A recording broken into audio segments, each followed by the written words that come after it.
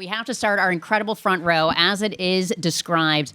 Cameron Diaz sitting right next to me. Come on, let's give this applause a little bit. I was like, Cameron Diaz, next to her, Keanu Reeves. We have in the back the wonderful Laverne Cox and Matt Bomer and David Spade. And acting in, co-written by, produced, directed by, two-time Academy Award nominee, it's worth noting, Jonah Hill.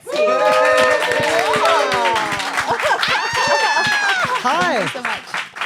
I mean, Jonah, nice to be here. Yeah, well, I have to start with you, obviously, because this is your baby. The film Outcome is coming to Apple TV on April 10th.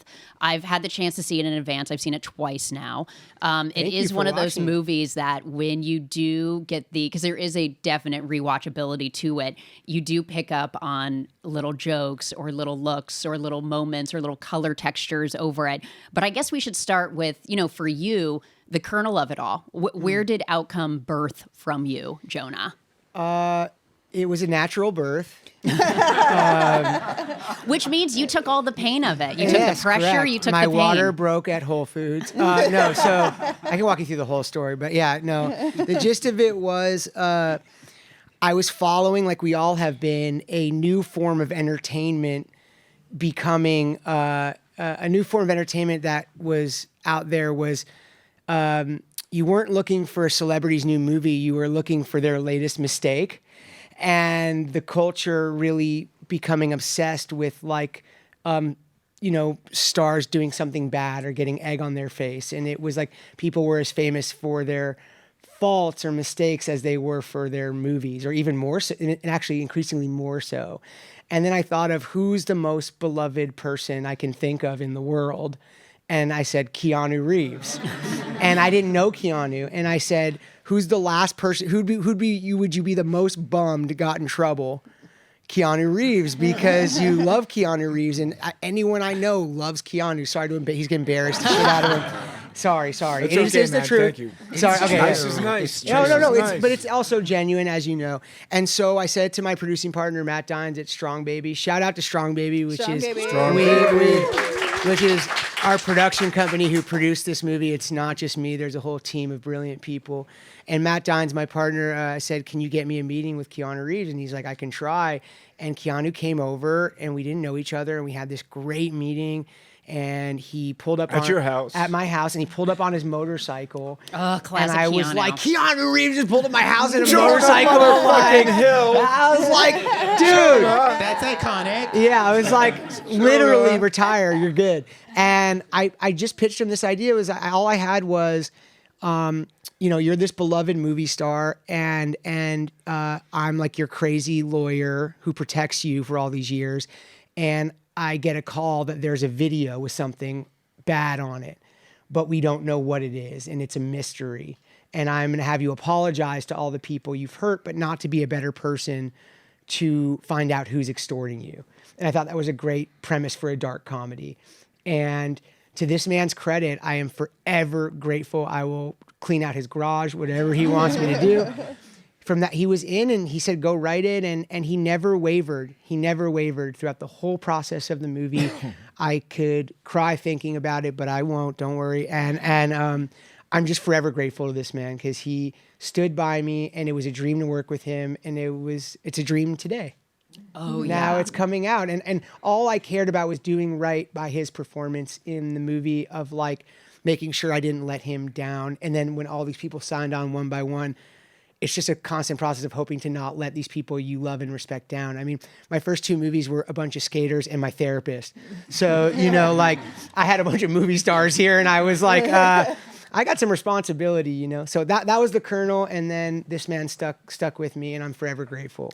I watched your documentary on my flight from LA here to New York, actually, out of curiosity, when I saw that you had made that documentary about your therapist. Oh, and thanks. Seeing that was actually interesting context in between the two watches of Outcome, because it was fascinating to see the way everyone, especially in the friend group, operates, and sort of, I think, like what you've learned and probably grown then as a screenwriter to sort of tackle that emotion.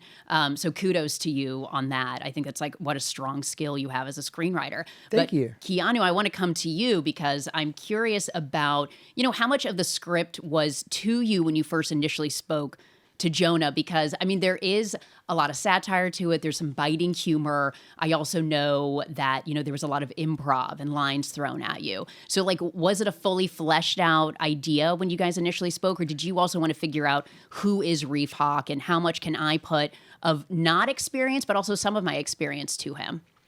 Okay, so I'll start from the end. Well, you say, because this is not Keanu Reeves on screen. 4 deep questions. So it's Yeah. it's a wonderful role, a fictional role. Yes. That there are certain aspects I could relate to. Working with Jonah, meeting him, and then seeing the script that was created aligned very much. The journey of the character, the circumstances, what was going on. So that was cool. So it was Yes. I mean, wonderful artist here, writer, performer, and I got to find out director. And what else was there? Okay, so fact, fiction, wonderful. Well, because you know what? I think people will. then, it is fictional. Do you know what I mean? But because I think we do, the way Jonah describes, we do see Keanu Reeves as this, force as an actor. And I'm sure people will project just thinking, could there Knock be... yourself out. Yes. But Well said. yeah, I think you were playing with that. I mean, I think you were playing with your own experience, but also the perception of Hollywood, of And people. parasocial relationships, the way we feel with stars. Parasocial. It's so great. We have a word now that tries to help explain what the fuck we're doing. If I may jump in for 1 second. Well, no, actually, I'll wait. Go wait. ahead. No, please No, jump in. sorry. No. I'd much rather you jumped in than I continued. The huge idea of the movie is it takes place about a star in Hollywood, but the whole movie is about social media. That is like the whole idea of the film. No, it's not. From my perspective. What about the friendship? No, but the 30,000-foot idea of Reef, he brought all the humanity to it. But even a 15-year-old feels like a scorched 40-year movie star because everything they say or do on their Instagram immediately is judged by everyone they know and everyone they don't know. So a fear and paranoia from even my nephews of growing up, I started to relate to a fear of being a famous person myself. So that was just something I wanted to interject because it's a cautionary comedy. Yeah, and You know what I mean? really it's about caring about what the 3 people around you think, not people you will never touch or meet think of you. So I just wanted to interject that idea in there because I can't shut up. Sorry. I do think that's It's your central, movie. though. The social media piece for me, like, Sorry.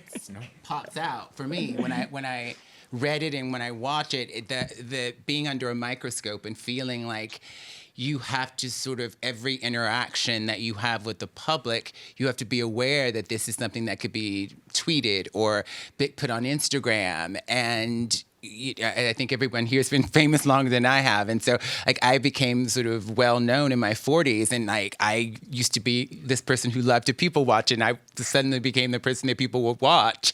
And I had so much I wanted to just have my normal life the way I had it before. And I quickly realized I couldn't do that, and that people had expectations of me, and if I didn't take the photo, or if I didn't want to talk to you because I don't know you, they would go on social media and have something to say about it. This one woman, I remember years ago, I didn't take a picture. I was with my boyfriend at the time, and I was meeting his oldest friend. We were at a restaurant, and I was like really wanted to be present for like this meeting with my boyfriend's oldest friend.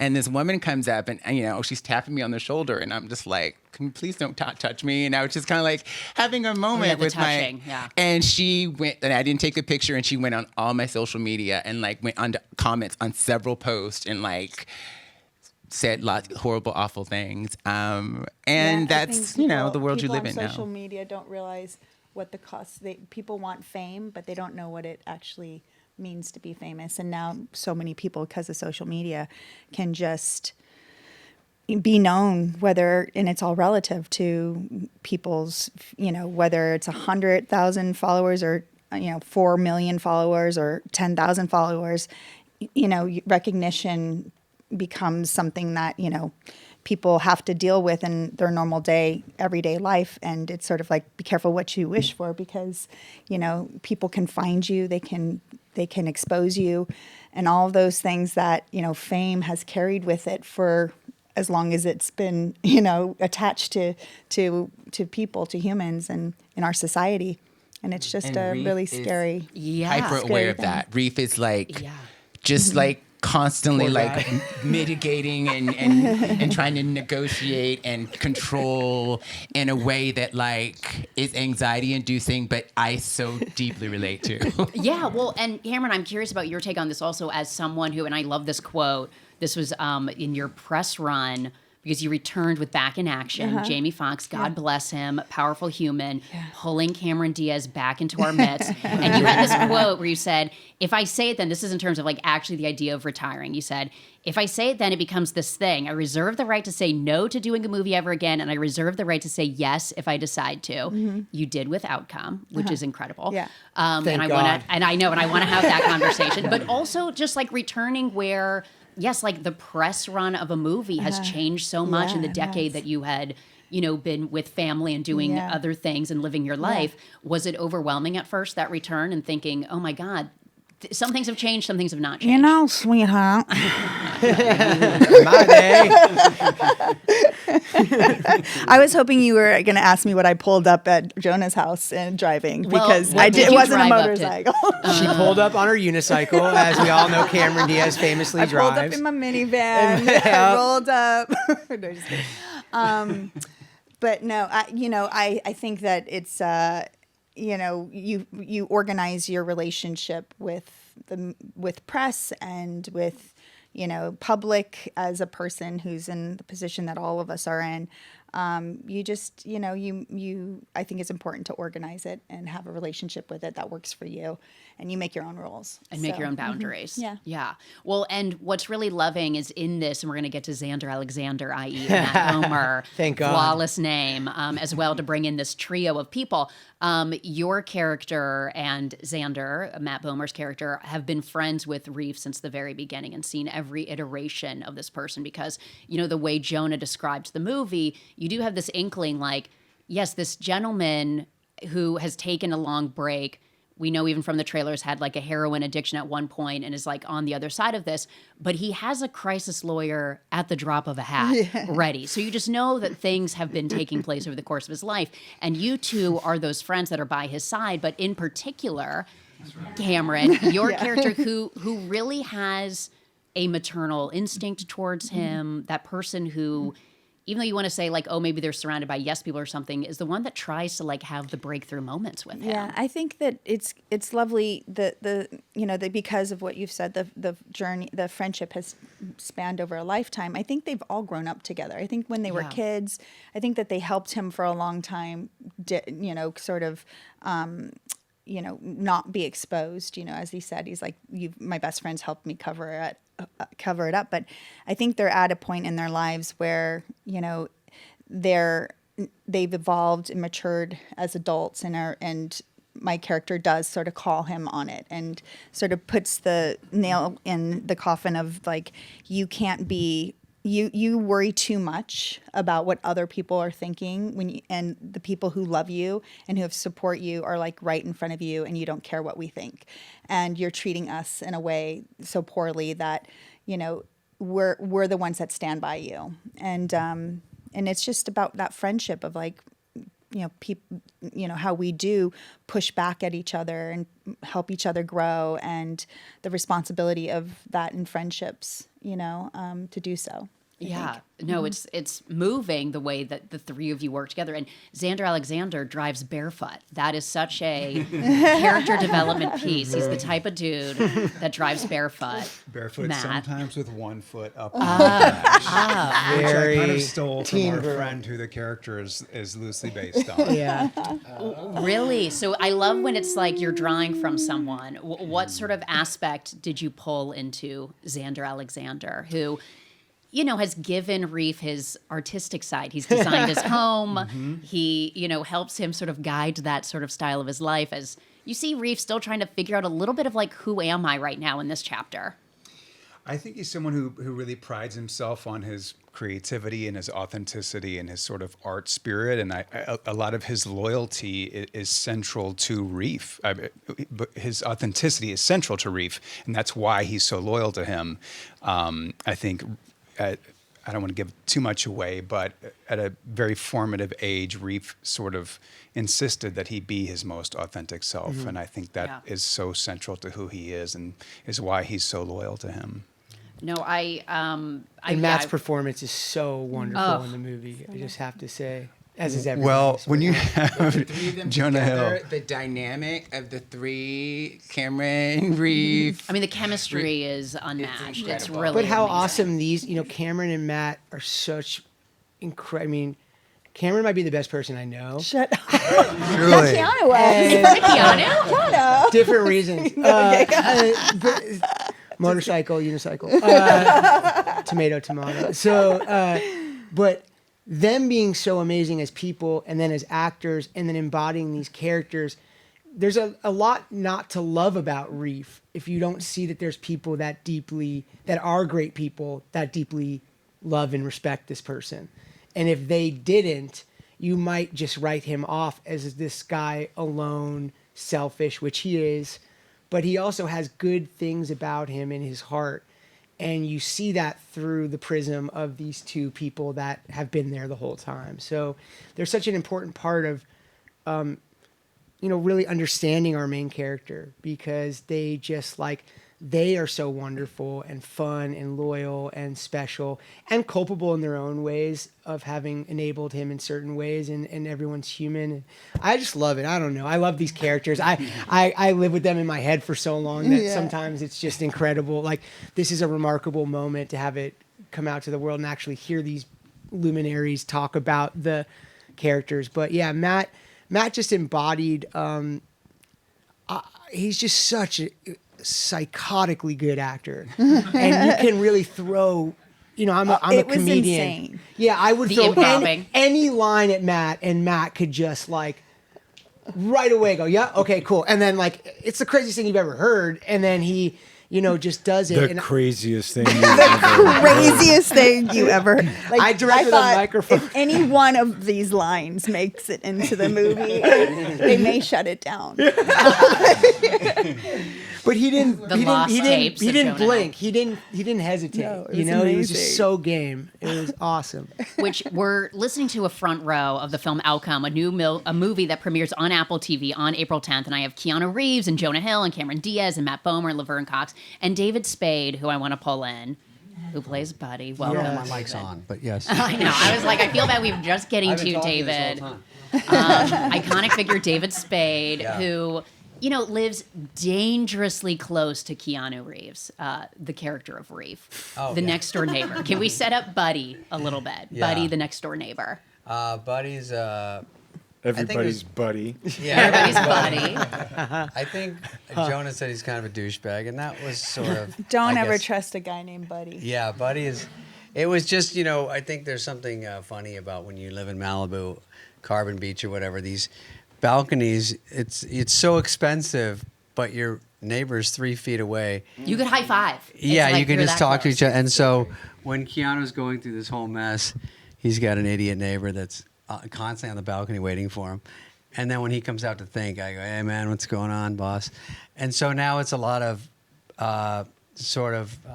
lighthearted me trying to hang out with Keanu on the balcony while he's going through the Trying to worst thing. flex. Yeah, trying to flex and be cool and puff up a Gonna be little lots bit. of rap music. You're not telling the whole story. Things Make evolve. them watch the I mean, movie. I know that why, but there's more to it than Yeah. what you're saying. And I'm going to see the whole thing tonight. I waited. I told John I want to wait to watch the premiere with everybody I'm else. so excited for him. And I want to see it with the crowd. It's always fun with the crowd.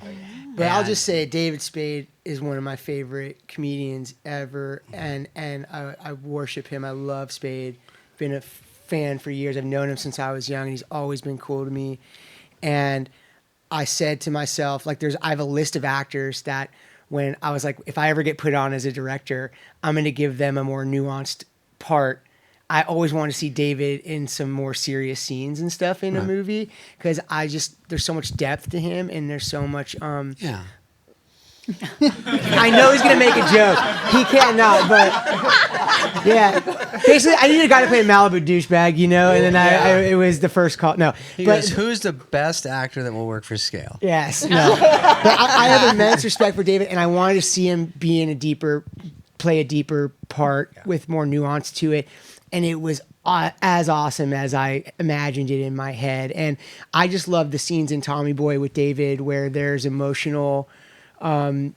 Stuff, or kind of there's a lot of scenes in that movie with him where he shows a lot more, and I do a lot of laugh out loud comedies with crazy pie in the face or whatever. So I'm always looking for comedians that I think can show other sides of themselves, because I was given that opportunity, and I'm super amped to those are my favorite kinds of performances, So I just love David's performance in the movie, and I was so grateful he said yes. Right. Well, first of all, I'm still in the movie, I guess, because I thought, what a horrible The last thing. cut, 2 cuts ago, of the movie. I would thank him for being in it. But I'm not in. But of course, Jonah, I love, and I watched him, and with everybody involved, it's something that I don't come across every day, and so it just sounded like a great time and sort of a different thing, and a lot of fun. And then when I read it, it was great. Luckily, I was like, oh, it's great. So it's a really good time to go out there and see everybody, and then and just work with Keanu and Jonah and goof around out there, and hopefully just be a part of something that was slightly different. And really liked it when I read it. So if it's anything close to that, it'll be good. Oh, it's so good. It's so good. And I wanted to pull in Laverne Cox as well, who has been chatting, but I mean, is part of the Reef unit, the crisis team that uncomes. And there's a lot that, I mean, I don't want to give away too much because it's such a wild sequence of events when we see this kind of meeting of the minds to figure out what exactly could this be, the extortion, the blackmail tape. What is it? Who do we need on our defenses? And we basically have the character of Ira, played by Jonah Hill, just screaming into Laverne Cox's face in that whole moment. And, Literally shrieking at everybody. For literally 15 shrieking. minutes. Yeah. I mean, like your beard, which you have today, was like right into her cheek. But tell me about shooting that sequence. And Jonah, let's see if we can talk a little bit about that scene. I'm sure you want things to be unveiled as people watch the movie, but there's so much to say. His character's isn't even in the trailer because there's no scene in the movie that could be in the trailer. We set up, luckily in the trailer, you do set up that we have this sort of meeting of the minds. We call it the Avengers of in the movie we call it the 3 tenors of naughtiness, which are myself, who is like the main sort of spearhead of like umbrella of like, if you killed someone, I'm the guy you call. And they're gonna say like, we know you didn't. The crisis if you PR did. world. The crisis lawyer. Crisis lawyers. They're not publicists. They're lawyers. They're lawyers. They are lawyers. And so my guy, Ira, is like, the kind of main guy who you call 4 a.m. Something You bad assemble happens. the crew. I assemble the dream team. Yeah. And so I'm there for everything, but I got to hire my like heads of states or my department heads. And one is Laverne's character, Virginia, and she is a lawyer, a very famous lawyer you would hire if you were a female whose rights have been violated in any ways. And but of course, if you are hired for the other side of that as a lawyer, you are going to be on the other side of that as well. And so I was really playing with. And the third, I have to give it up. Our friend is not here, but he will be here tonight. The amazing Roy Wood Jr., my God. who plays the Reverend Leandra Screen, and he is sort of there in case any sort of, in case someone says a certain word publicly. Yeah, And I hope you didn't. but if you did, yeah, and the three of us work together, and you see the sort of chess of how this stuff is. And I was really. I've just worked in Hollywood since I was 17. And so for me, it's really been like just watching all these things go down over the years. And you go, wow, it really is a business of getting in trouble. And with this new economy of celebrities getting in trouble being entertainment, as there was with agents and managers getting them movies, there's a whole infrastructure of people that are paid when this stuff happens. So lots of people are like paying their kids school tuition on Reef doing something horrible on a video, Right. which makes him feel very is crummy in certain ways about his friendship with Ira. Like, is it a friendship? And Laverne's character has this whole life outside of what she does, but she's there to make the point she's there to make on that day. And Laverne just brought so much. I needed someone who could deliver this speech about culture that would have gravitas to it. And Laverne just brought so much weight to it, and it was incredible to watch. And I don't want to give too much of the process away, but she had so much work to do within a limited amount of time. And I was just mind blown and impressed. And it's one of my favorite. It's one of my favorite parts of the movie, because the movie, you're in this character and you're in his head the whole time. But sometimes you get to take steps out and go, where are we at as a culture? And that's how my favorite thing that the movie allows for is you get to go, okay, I care about these three friends, I care about Reef, but then you get to go like, oh wait, they are saying something about what's going on in culture right now. And I love a movie that can do that and then go right back into the character stakes. Yeah, that it was. I think it was. I know you cut it up, but I think it was like 5 pages of a monologue in a movie, which is very unusual. But there's some of the. It's basically best, a 5-minute speech. But they're best. Some of the best words I've ever gotten to say on screen. Some of the most insightful about the zeitgeist, about this moment that we're living in, and. After I read this speech, I was like, I have to do this. It was one of those, like, so cool. This is Canceled so culture. brilliant. It was just so brilliantly written. Like the writing is sick. And doing research on this, what's interesting and fascinating to me about a character like Virginia is that, and just delving into this world of like sort of crisis management as attorneys and crisis PR people, is that the interesting thing to me about Virginia is that she often represents people who are, women who've been aggrieved, who have, been assaulted or have been harassed, but has been hired and retained by Ira to kind of. I think that's such a great reveal in the movie. But I think what's strategy. fascinating, but this happens. This is actually real life, where there are people who are sometimes. They're supposed to represent, survivors and victims, but they often find themselves Not being if I hire retained. first. Not if I hire first. They find themselves being retained by, the opposition, so they're It's a sort of big off the strategy. table. It's a business. It's a strategy. It's a business. But it's You know part what's of really the exciting entertainment about business. I just realized that crisis lawyers are not in danger of losing their jobs to AI. Why? Is that real? How are you gonna? A lot of lawyers are gonna. The AIs are like, sorry, I judge you. I can't take this case. I know you're refuse. wrong. You can't like. I You am have programmed to, to show up. have morals. You gotta have them to like show up. You need another human being representing a human being to be able to like show that this person is not. Wow, we you know found what the I mean? job. There's It's the hope. one thing. So So if I need to you're go to law anyone school wants to now. have a job. I love it. say though, There's plenty of people that need it. Yeah. in this movie, and I don't want to give exactly because it's like, but you guys use real life scenarios that, one, for example, Kanye West. In this movie, there's this large moment, sort of send up of that. He just did 2 sold out nights at the Forum Girl. in Los Angeles. Girl, It's I was literally the movie is unveiling before you, Jonah. You must be like, yeah, no, I know. That's On why I the wrote way- it. There's a joke in the movie where I ask when all those, I don't kind of want to give it away, but I know, but it's so crazy. The essence of it is that I ask, where is Moshe from the anti-Semitism committee? And my assistant says, actually, we did the research, and it turns out being anti-Semitic doesn't hurt your career; it helps it. And it cuts to a picture of Kanye that's on my And there you have on it. my wall. And on the way here, we were talking about, my assistant Kat and I were talking about how Ye is as big as ever, sold out 2 shows, broke a ton of records. And I was like, that is the point of that joke. It's not to take a shot at yay or anything. It's not to take a shot at anything that hurts people's feelings. It's to say that culture is fucking weird. Yeah. And it always has been and it always will be. And one of the funny things about it is like you can go on a Jew hating tour and then sell out the Forum. Like, He literally went on a tour. It was a tour. But it's okay. It's like Ira has this bumper sticker that says, honk if you can separate the art from the artist.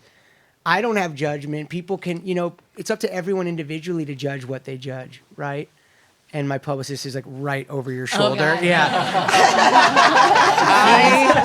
She's the clenched My point teeth is emoji. if like It's a fun whatever movie. you guys like, I like. My philosophy has I always was been to- watching the movie being like, oh my God, But that this is joke happening in is- real time.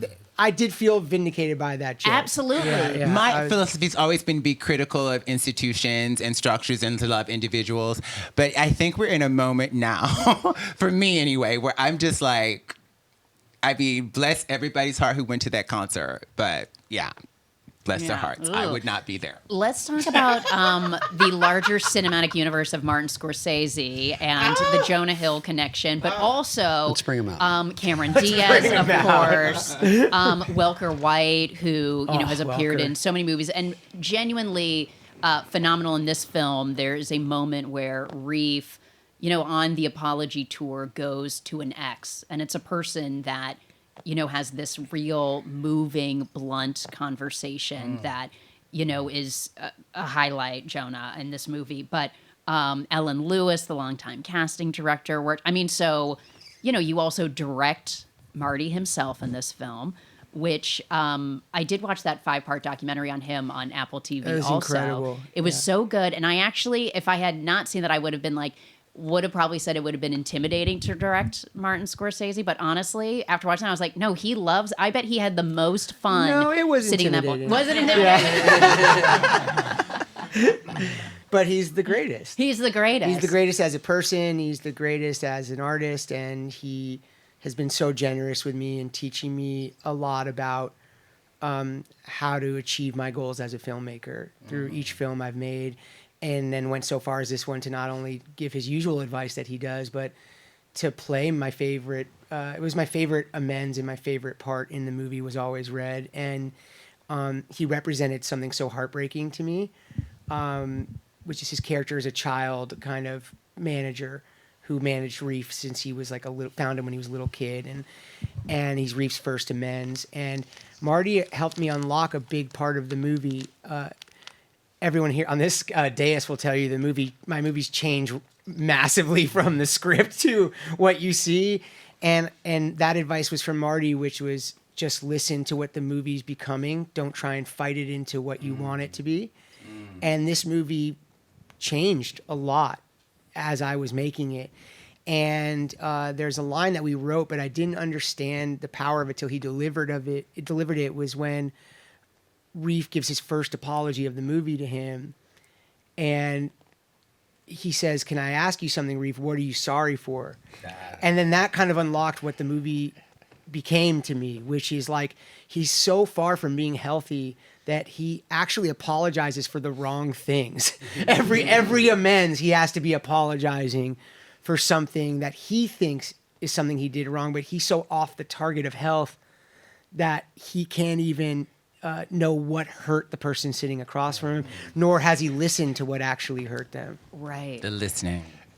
That was, for me, in the trailer, that struck me so hard when I was like, oh, that's what this movie's about. What are you sorry for? Yeah. Like, if we're going to hold ourselves accountable and hold each other accountable, can we actually identify what the thing is that we're apologizing for, and then what does that begin to look like in our lives, so that we can actually show up and be accountable to ourselves and each other. It's really that is the moment. And Keanu, tell me about being across from. Well, I'm saying Marty. It's like Sir Martin Scorsese, our knighted figure in Hollywood. Yeah, no, it's very, very, very, very, very, very, very, very special.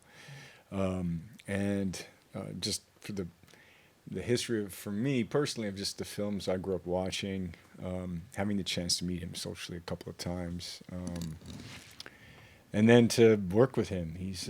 he's a pretty darn good actor.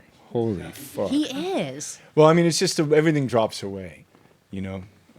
You're just kind of there, and it's kind of like acting with you, and you too. It's like it's just like, whoosh, like yeah, it's just right present. And just right bathed there. in light. Yeah, light. Yeah, I mean it's close to religious, but I think it just becomes where it's so focused and just kind of everything else. The artifice in a way falls away, and I don't mean that in a pejorative sense, but there is a presentness working with him that's like Truth. yeah. Like he gave so much truth to Yeah. those words, but like the realness, like you felt like Yeah. it was actually coming from him. That's, Yeah, you know. he's talking to you. Yeah, exactly. Yeah. As a character. Yeah. That's all of a sudden really real. Yeah, you're like, And you're like, no, yeah. You're like, oh, yeah. no, I'm What really did I sorry, I'm really Oh, wait, sorry. wait. What am I sorry? Wait, who am I? What's performative? Your character's like your performative apology tour. And then it's like, oh my God, I've been seen. Oh no. What? Huh? Yeah. It was great. Can we go back to 1996? Cameron Diaz, Keanu Reeves. Are you ready for it? Yeah. Feeling Minnesota. Yeah. This is a movie they starred in together. This was very early into your career. My fourth Maybe film, your I fourth think. film. Yeah. What was that? What was that memory like versus now doing Outcome? Wow. I got good memories. Yeah. Also great. Vincent D'Onofrio. We have some really good scenes. I was so green. So I was Well, that's what very, I'm yeah, curious I was about very your experience, self-conscious really. of like, Yeah. very I was like, I didn't know what I was doing. I was doing a movie with Keanu Reeves. Like, I No, was like, no. no, I mean, but you know, I'm 4 movies in, you're like, you know, established actor. Okay, And I yeah. had no idea what I was doing. But I just learned so much from him on that movie. You know, he, you know, in very subtle ways, not that he was trying to teach me, but just watching him as an actor and being in scenes with him and just seeing how he moved about, you know, just through you know, there's an energy that sort of the lead actor carries in the film on the set. And Keanu was so, like, he was so lovely to everyone and so professional. And so I learned a lot from watching him. And then, you know, he has like an excellent like 3-point shot. Stop already with this. Wow. Are you feeling something personal? Basketball? Three-pointers still in effect. Oh yeah. Oh yeah. Yeah. Game money. I just want that to follow Balls him hard. everywhere. No, just kidding. Awesome. He's just I got all- the 3 all and, net, and you're all good net. at the horse. Yeah. You got the trick shots. But no, my and God. coming on to the set again, it was the same. Just like we've seen each other obviously over the years, and it's always been so lovely. And to just get to work again together, I was so happy to do it. I was, you know, not only just to work with Jonah, but to work with Keanu again. Well, and there's a moment because Matt Bomer, I want to pull you into this from your time with Susan Lucci back in the day in the soaps. Susan Lucci, I'm saying it now, she's going to win an Academy Award for Best Supporting Actress. Her scene in this is phenomenal. And you two were on a soap together back in like almost not quite your television debut, but early. Was it your television debut? Yeah. 2 episodes. This is like a lot of full circle moments, Jonah, that you put together. Yes. I played Bianca, who was her daughter. I played her ex-lesbian lover's new fiance. Yes, I wrote that down. Drama was afoot. Yes, yes, this all Yes. happened. So needless to say, she wasn't too happy with me. But she was such a pro and so ingratiating and kind. And it was my first example of how to behave and see an actor who set a tone on a set, and she stood up for her character in a gracious way, but also was so down to earth and inviting for all the young people she was working with. So total icon.